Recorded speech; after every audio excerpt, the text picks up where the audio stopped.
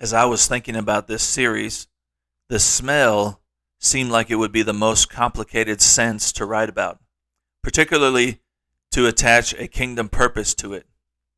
As I concentrated on this article, I was impressed by the connection between smell and memory. Some of my favorite scents in the world are Confederate jasmine in the spring, the smell of my wife's cooking, the fresh and floral bouquets from wax warmers, etc. You may have a specific scent that triggers a memory of past experiences, places, and occasions. Not all smells are pleasant. For example, we have the smell of waste and decay. Also, some memory triggers may invoke memories we would like to forget. For the first time in my life, my smell was absent for a day during a bout with COVID. Psalm 141 and 2 says, "Let my prayer be set forth before thee as incense, and the lifting up of my hands as the evening sacrifice." Several sources cite that incense relates to the morning sacrifice, and the lifting of hands refers to the evening sacrifice. This idea may be accurate, but the point that should apply to our lives is that these sacrifices were observed daily. Why would this be necessary? The psalmist continues, "Do not incline my heart to consent to or tolerate any evil thing, or to practice deeds of wickedness with men who plan and do evil. And let me not eat of their delicacies, be tempted by their gain." Psalm 141 and 4.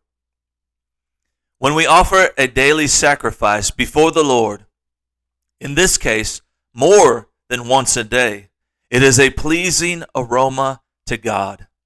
Perhaps when we have a need or celebrate a victory, these aromas fill the heavenly throne room, leaving an eternal memory on the Creator's mind. Revelation 5:8 tells us the 24 elders hold golden vials full of odors, which are the prayers of the saints. The elders are holding your prayers in the presence of God. The effectual fervent prayer of a righteous man availeth much. James 5:16. The more you pray, the closer to God you become, and the more incense offered to please God. As an example of pleasing smells before God, I offer the story of the 3 Hebrew boys cast into the fiery furnace. They passed a law that everyone would worship an idol. Everyone conformed to this practice, and no one dared to speak up against it.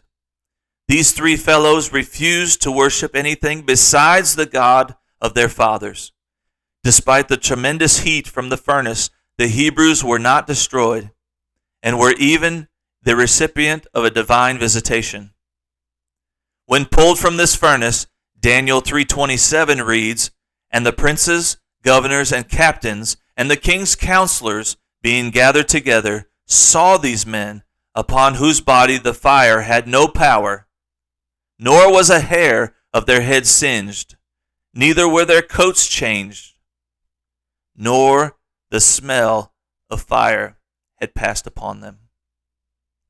Not only were they delivered that day, but their clothes did not smell like fire. If you have ever grilled or had a burn pile, you know the slightest bit of smoke instantly clings to every fiber of your attire. Amazing!